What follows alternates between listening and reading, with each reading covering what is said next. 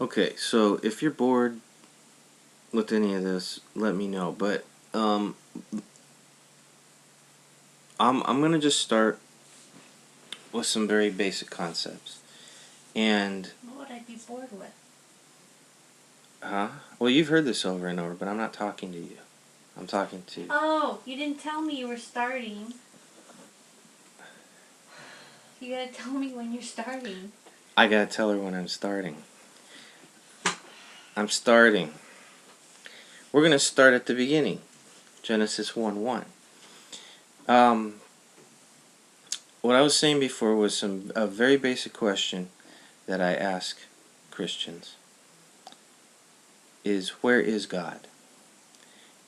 And when they point up at the sky and say, well, he's in heaven, and I say, okay, where is heaven? And they get this look on their face, and this happens every time. I mean, every time, without exception. Where is heaven? And they say, well, it's up there, or it's out in space, or it's another dimension. It's the spiritual realm. We can't see it. There's no hard answer. And let me tell you, it's not, the answers I get are not scriptural. These people entrust their eternal souls to a God they've never met or talked to and believe they're going to heaven, but they don't know where it is or how they get there. These are some pretty significant issues when you think about it. So, very simple answer. Where is God and where is heaven? Start with the first verse of the Bible. And that opens up a whole can of worms, because when Genesis 1:1, in the beginning God created the heavens and the earth. We know that verse. Very famous verse. Yep. First verse of the Bible. Let's break it down.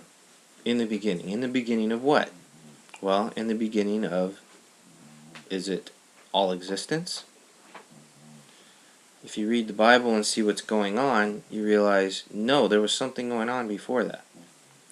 In the Old Testament, it talks about that there had been a war in heaven, and that things had taken place in the heavenly realm before events began taking place on earth. That's a whole nother subject.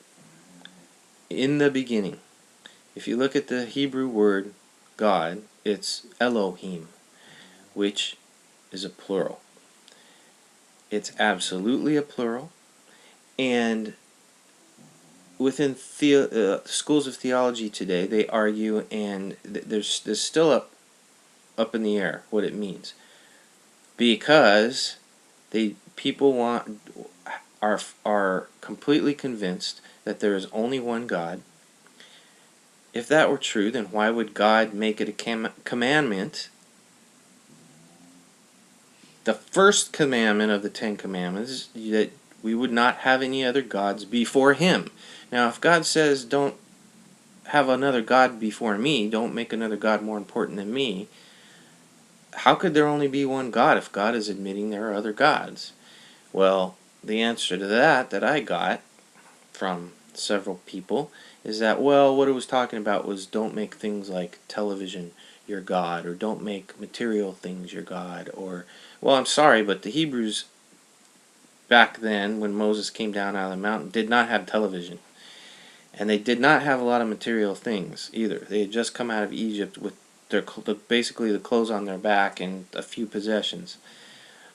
It was not talking about putting things before God. It was talking about literally other entities, heavenly entities, or whatever you want to call it.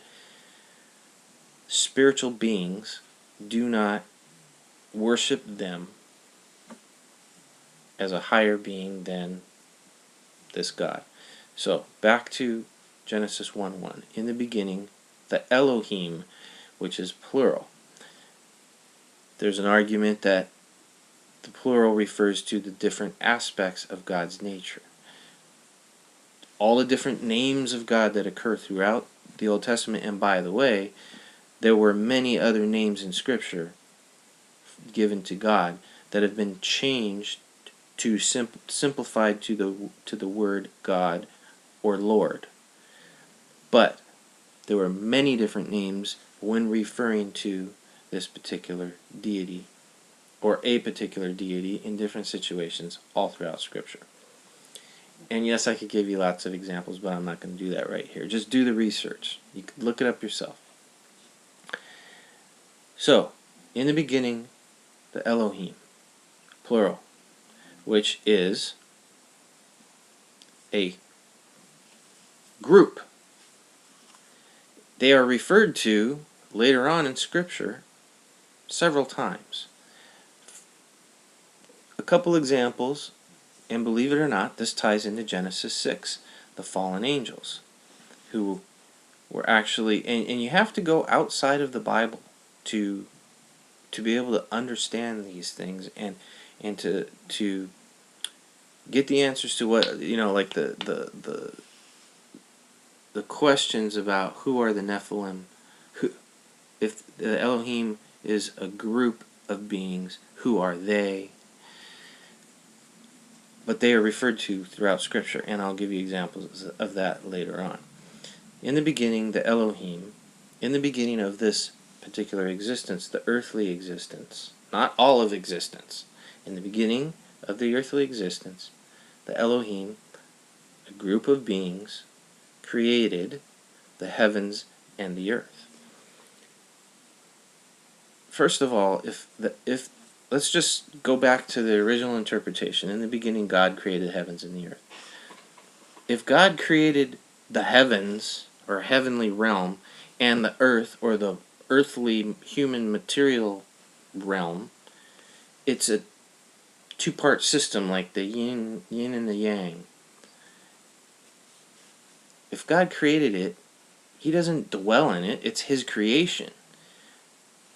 Yes, He is a part of it. Yes, He could be omnipotent and be within His creation, and He could be His creation, but He created it. So when you say, where is God? Well, He's in heaven. No, He's not. He created heaven. Okay? So that's not where He dwells. He dwells outside of heaven. Where is heaven? Well, it's up there somewhere. No, that's not what Jesus taught. Most of His parables were about the kingdom of heaven. The book of Revelation talks about the holy city, New Jerusalem, descending out of heaven from God to the earth, like a spaceship or something, coming down out of heaven from God to the earth, and establishing the new heavenly kingdom on earth. So, bottom line on this subject is that heaven is actually, Belinda Carlisle had it right, heaven is a place on earth. It's around us, it's in us, it's everywhere, but it's up to us to manifest it. So the kingdom of heaven is an earthly kingdom. And it's a kingdom of higher ideals. And it's our job, that is our purpose, that is why we are here, is to manifest that kingdom.